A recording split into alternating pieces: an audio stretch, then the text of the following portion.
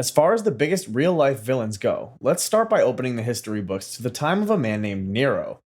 Nero was a Roman emperor who lived from 37 AD to 68 AD, and although he only lived for 30 years, the evil acts he committed were more than enough to last a lifetime.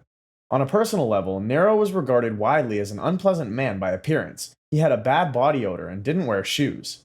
Basically, he had poor hygiene, but that's not what makes him one of the world's biggest villains.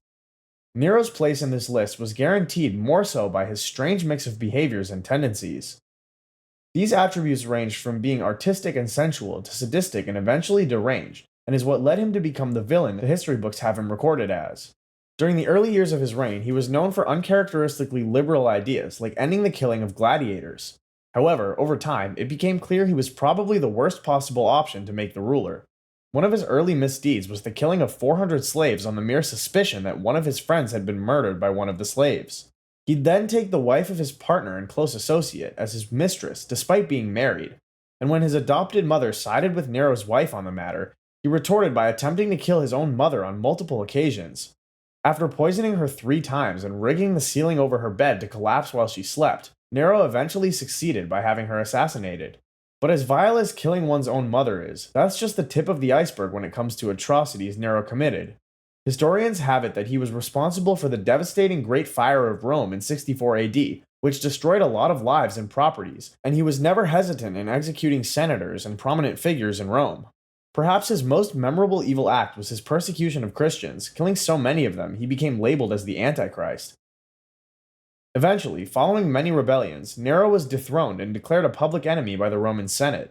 He'd then go on the run, but eventually be tracked down by soldiers, forcing him to commit suicide by stabbing himself in the throat. Fast forward many years later, and the world experienced the horrors of a similarly evil man, Vlad the Impaler. A trip to his birthplace of Romania might give you a different idea, but Vlad was anything but a hero. He lived from 1431 to 1476 and is said to have been responsible for the death of almost 20% of the people of his home country. His villain origin story has roots in him being held hostage by the Ottoman Empire alongside his father and brother for 5 years. Upon getting released, his father was overthrown in a coup and was killed alongside Vlad's oldest brother, who was tortured, blinded, and buried alive. Pretty dark, right? Well, history hardly remembers any of the tragedy that Vlad faced because of how much tragedy he caused to others. His reign on the Wallachian throne was characterized by horrendous torture and punishment to his enemies. This included depriving enemies of transport and food by slaughtering thousands of animals and fostering the spread of deadly sicknesses in enemy camps. While that might just seem like brutal military tactics, here's where it gets really dark. Vlad earned the name the Impaler by impaling thousands of people during his lifetime. His signature way of killing people was to have a wooden or metal pole inserted through the genitals and pushed all the way up to the victim's mouth, shoulders, or neck. This horrifying technique would leave the victim in excruciating pain for hours, sometimes days, before eventually dying. There are records of him impaling 23,844 captives in a semicircle for roughly 1 mile in the hot summer sun. And when he was feeling less horrific, Vlad would have his victims disemboweled, beheaded, and skinned or boiled alive. On another occasion, he invited masses of the old, sick, poor, lame, and blind to a great feast before locking them in and burning them alive. Vlad essentially found pleasure from eliminating the socially weak and had a penchant for staying around bleeding victims, so much so he was regarded as a vampire. And yeah, his monstrosity is the original inspiration for the fictional character Dracula, so if you need to summarize how evil he was, just think Dracula, but in human form, with the authority of a ruthless dictator.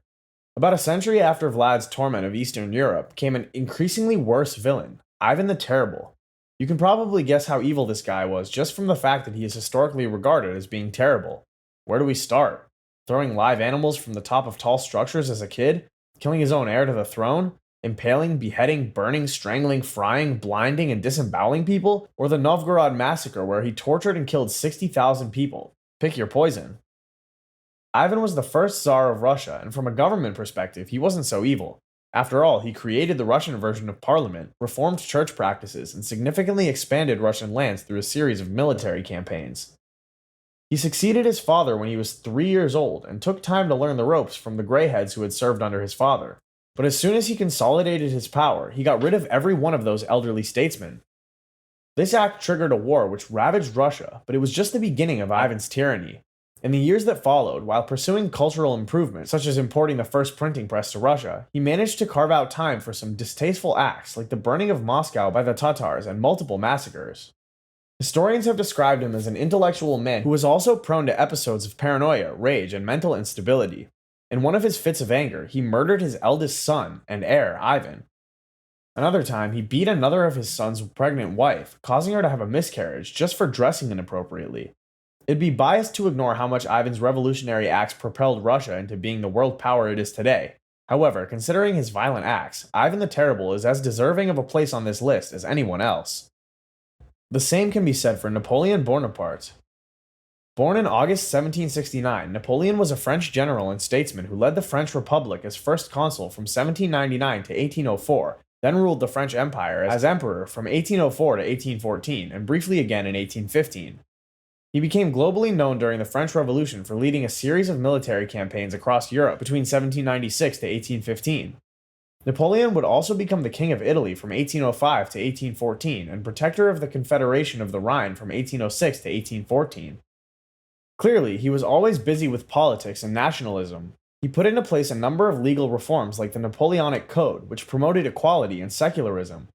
He could even be credited for modernizing education in France and for bringing a period of economic stability in the nation. So far, so good, right? Well, yeah, until you find out that Napoleon was first-hand responsible for the death of about 1.3 million French civilians who died during his military campaigns. His rule was marked by a lack of empathy, which sometimes extended to him ignoring the suffering of his troops, the very men who helped him achieve victory in all his conquests. Napoleon was also a dictator who gave no room for freedom of expression everywhere he ruled.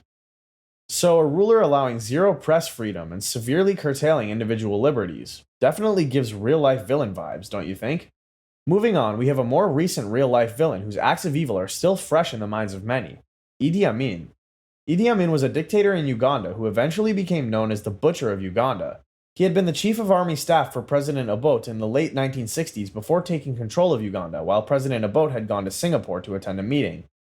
Initially, like most dictators, Amin promised to improve the life of Ugandan citizens, but all those promises turned out to be false. Instead, during his 8-year rule from 1971 to 1979, Amin saw the systematic murder of between 100,000 to 500,000 Ugandans.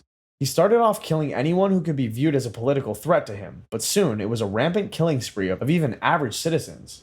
He had a torture chamber, and many who witnessed some of the evils done within those walls have told stories that might seem like ghost tales to kids on a camp night. We're talking about stuff like mutilation, electrocution, rape, and keeping the severed heads of his enemies in a freezer. Amin once forced a university lecturer to eat the flesh of his murdered son. Is said to have killed many people by feeding them to crocodiles, and was a self-proclaimed cannibal who once described human flesh as being too salty for his taste. Idi Amin was also a religious terrorist who sanctioned mass killings of Christians, public executions, and mutilated a number of his wives and lovers. Unlike some other previously mentioned names on this list, Idi Amin's rulership brought no upsides to the Ugandan population. Rather, the country lived in abject poverty throughout his time in office due to food shortages and his forceful expulsion of all Asian businesses and people. In the final years of his reign of terror, Amin single-handedly started the Ugandan-Tanzanian War. He'd eventually go on the run after getting overthrown in 1979, and would die of natural causes in Saudi Arabia in 2003. Idi Amin's actions were monstrous and sheer evil for any time in history, but what makes it so much more disturbing is how relatively recent it was, and how he still has never faced justice for his actions. And then, of course, this video will be incomplete without mentioning Adolf Hitler. Where do we start, really? He's the most infamous man in world history, and that will likely never change. No villain before or after him has a greater damning effect on the entire world, whether on the basis of absolute tyranny, racism, or genocide. Hitler was the dictator of Nazi Germany from 1933 to 1945, with his ideology of Aryan supremacy, anti-Semitism, and militaristic expansionism being the basis for all his evil acts. These philosophies and his aggressive actions toward achieving them means he can solely be blamed for World War II, and since that war accounted for the death of between 50 and 80 million people worldwide, we could conclude his rap sheet there, and he'd still be the most evil human ever. But it gets so much worse. You see, Hitler didn't stop at throwing the entire world into a state of chaos and violence for years. Rather, he proceeded to order countless murderous escapades. This includes ordering the murder of 6 million European Jews in concentration camps in what is now known as the Holocaust. He He also saw to the killing of millions of LGBTQ individuals, political dissidents, and disabled people around the world.